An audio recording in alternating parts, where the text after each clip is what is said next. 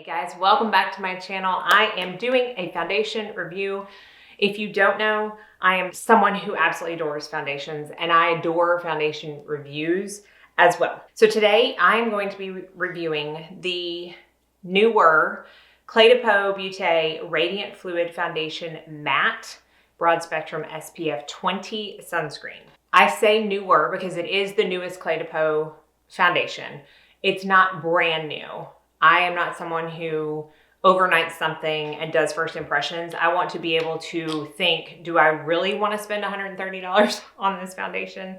And then if I choose to, I want to be able to try it many different times in many multiple ways before I do a review for my channel. So let's go ahead and get into it. I have nothing on my face. I have a little bit of corrector under my eyes. Other than that, I have no foundation, no nothing on my face. In fact, it's been a hot minute, probably about 4 hours since I've done my skincare. I need a little bit more moisture, but I don't want to use a primer because I want to show you what this foundation looks like without one. So I'm going to just do a quick spritz with my CoverFX Aquamarine Hydrating Crystal Infused Elixir Mist to add some more hydration. Oh, that stuff feels so good and smells even better to my skin before we go in with the foundation. I am in the color 030 Medium Ochre. This does come in 24 shades. It is 35 mils, so it's 1.1 fluid ounces. It has a pump, a nice frosted glass bottle, and it is $130. I have never bought a foundation this expensive. And I've never tried any other Cle de Peau foundations because I told myself I never would try a foundation this expensive. And look at me, I'm trying a foundation this expensive. In all fairness, I did have gift cards, so I didn't pay the full $130, but that's how much it cost. So again, this is called Radiant Fluid Foundation Matte. So you've got radiant and matte in the title, which seems a little bit like an oxymoron, but it says that it's a soft matte liquid foundation that creates a radiant finish with long-term skincare benefits to smooth and refine skin while minimizing the appearance of visible pores. Matte finish. It has light empowering enhancer that controls light on both the surface of the skin and beneath to amplify radiant finish. Skin empowering illuminator enhances skin's ability to defend itself against different types of stress for radiant skin. So let's go ahead and get started. I'm going to do a brush on this side and then I'm going to try a sponge. I actually haven't tried a sponge yet because it's just not my preferred way, but I will take one pump and show you. This is the color 030 Medium Ochre. My favorite brush to use is the IT Cosmetics number 115. My favorite brush to use with this foundation. I've tried it with a few. So I'm just going to stipple this in. Now, I have seen some reviews on this foundation saying that they can understand the $130 price tag because it is a skincare infused foundation. I have reviewed other skincare infused foundations before, and I believe that I have always said the same thing, which is I don't rely on my foundation for skincare. I don't really buy the claim that my foundation is going to actually provide me with skincare benefits personally, because before I sat down in this chair, this morning I put vitamin C, hyaluronic acid, growth factor, eye cream, moisturizer, and sunscreen on my face. I don't think any kind of extract that's in a foundation is going to penetrate through those layers to actually benefit my skin. That's just my 2 cents for as much as that's worth. So again, I don't rely on my foundation. I don't necessarily think that it's actually happening. And when I look at the ingredients of this foundation, it's just about midway through. It's got some extracts listed. A lot of them I can't even pronounce. It does have glycerin in it a little bit higher up, which is good for hydration. The SPF is comprised of a 6.6% titanium dioxide. It does have alcohol and it does have fragrance at the very bottom. However, I can't really, there's a slight fragrance, but I have used other foundations that are way more fragrance than this upon application. So again, I don't see any huge skincare ingredients that are going to make this like massive difference. Okay, so this is with the brush, and then this is bare skin. I love how nice all of you are saying that every foundation looks flawless on me, so it's kind of hard for me to do a review. I think that is very sweet, and I know you're coming from a good place, but I'm telling you, I have tried many foundations that look hideous on me, and I'm contemplating doing a products that didn't work out for me that worked out for everybody else video, because there are quite a few foundations in that list. I don't want to bash any products or brands, so I haven't decided whether I'm going to do that or not. But I promise you there are foundations that do not work on me. And I do have redness to cover up. I forgot to mention I am a normal to dry skin type, and I am 40 years old, for anybody that does not know or hasn't watched my channel in the past.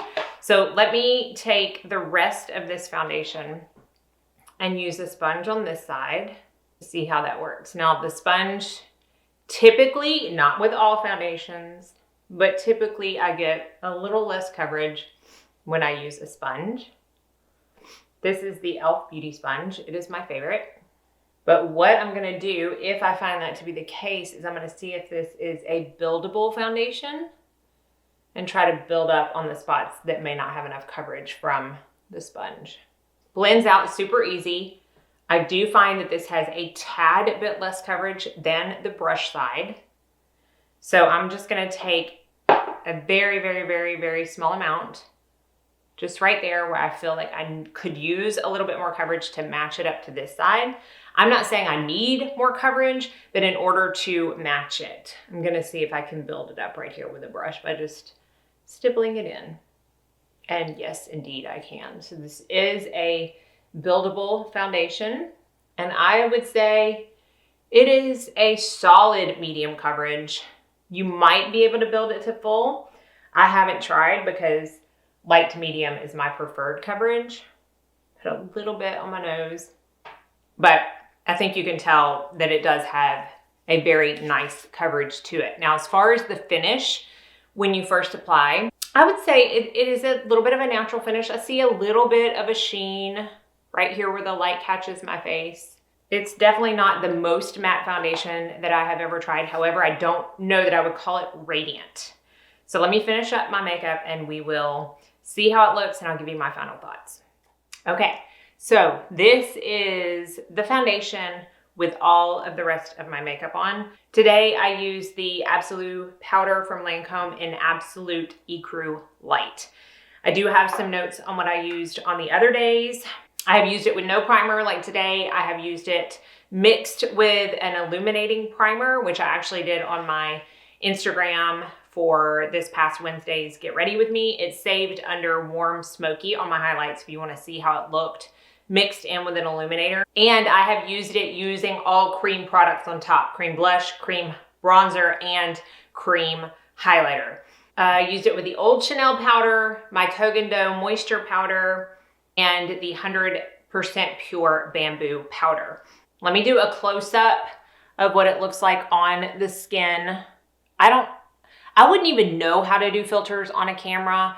I don't even think this camera has that. So this is definitely no filters at all. This is just my skin with the foundation and the rest of my makeup. I don't have any cream products on. Everything that I used on top was powder today. I will say that for me, this is not a radiant foundation. I don't get much radiance out of this at all. I think it is more of a matte, natural matte on a really good day foundation. That's not necessarily a bad thing. In fact, the pros for that is that it did last all day, every single day that I've worn it. The longest I wore it, I believe, was 12 hours, and it pretty much looked the same at the end of the day as it did at the beginning of the day. The only issue that I had with it as far as the wear throughout the day was that it didn't really like to stay on my nose. And this has nothing to do with masks, because 2 of the days I didn't even leave my house. So I didn't even wear a mask, and it wasn't that the mask took it off. It wasn't wanting to kind of attach to the sides of my nose. It's definitely not the only foundation that that's ever happened with. I'm just noting that as the only thing that really affected the wear throughout the day for me. Other than that, it looked exactly the same. And in fact, it held up really well throughout workouts. My sweatiest workout this past week where I wore it, and I kind of dabbed the sweat off at the end, there was not transfer. The only transfer that I had was my bronzer up on my forehead, but when I like patted this area of my face, I didn't get any foundation on the tissue at all. So I feel like that's really good if you're looking for a very long wear foundation or if you have an oilier skin type. When I tried it in my Instagram video, I had some visible flakes on my skin. That is just a combination of this really cold weather, dry heat from inside the house, and my use of Retin-A. And it didn't play that well over the flakes. In fact, it kind of removed the foundation as I was trying to apply it, which you will see in that video if you saw it or if you go back and watch it. I was able to kind of rectify the situation, and it honestly got better throughout the day. So I'm not necessarily against the claim that it helps keep your skin hydrated throughout the day. I do feel like that showed when the flakiness of my skin and the way that the foundation looked on it throughout that day normalized. I feel like that is due to the hydrating benefits of this foundation, which is so weird for me to say because I do feel like it's matte. I guess all that to say that it didn't get more matte throughout the day. It didn't suck all the moisture out of my skin. It didn't feel dry as I was wearing it. I will say the day that I loved it the best was the day that I wore all cream products on top of it and very minimally set it. I'm not saying you have to set this. I did make a point of feeling it before I set it today, and it was a tad tacky. I definitely have foundations that are way tackier. So if you're not someone who loves to set your foundation or use powder at all, I think you will be fine with this foundation. And I loved how the cream products on top of it brought out more luminosity and helped it to look a little bit more skin-like, and it still wore really well throughout the day. Like the cream products on top of it didn't break anything up, didn't affect the longevity of the foundation. I just felt like it looked the most natural and beautiful that day. So if you're someone who loves to wear cream products and doesn't really like to set your foundation, I think that you will like this even more.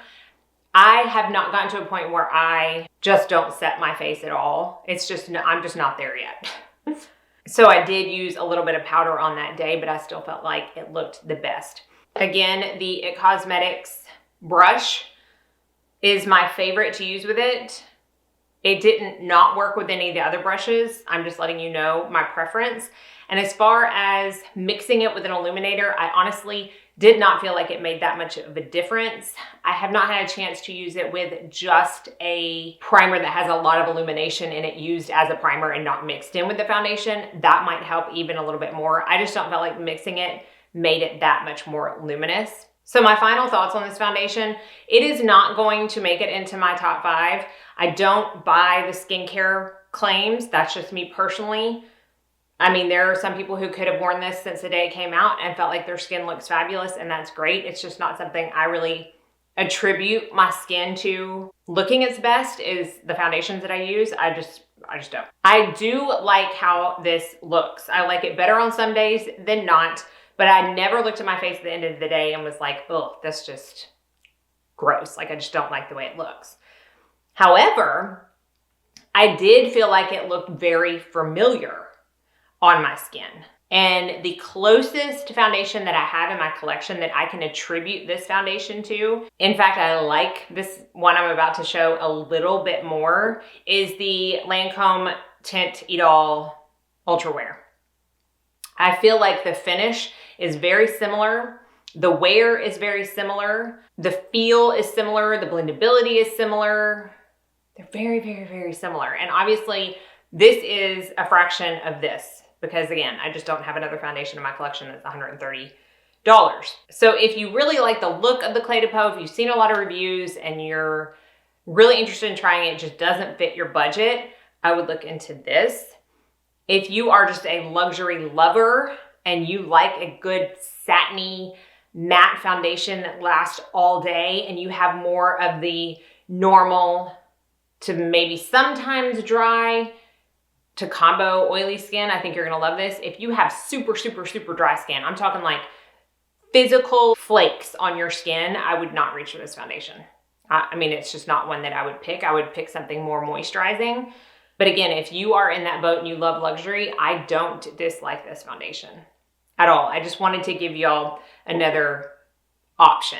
Now, I know a lot of people are gonna say, do I think it would look and work well on mature skin. I actually do, again, if you are not super, super, super dry, because it is a very thin consistency. It does kind of glide over the skin in a satin, almost blurring way, but also providing good coverage. So I think that it's something that you would enjoy. And I will say that Cle de Peau's website does have a shade finder on it.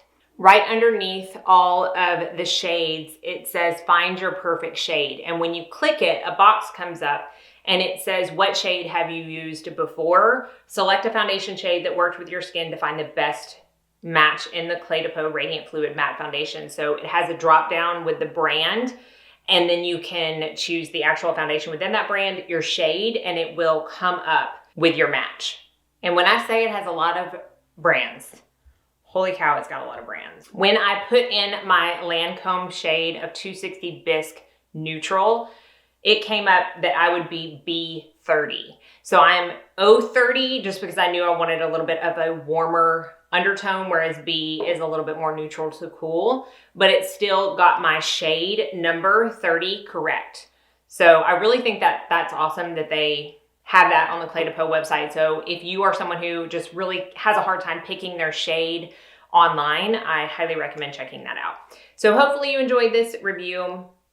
Let me know if you have any questions, if I didn't answer something. There's a lot of things going through my mind when I do a foundation review that I always tell myself I need to talk about, and it never fails that when I'm done filming, I have forgotten something to speak about. So it's not that I didn't intend to tell you, it's just that it's got a lot going on up here, and sometimes I don't always remember. So if you have a specific question, let me know down in the comment section. I will have everything that I'm wearing listed in the description box, as well as links for you to find them. Thank y'all so much for watching. Be sure and like and subscribe before you leave so you don't miss out on any future videos.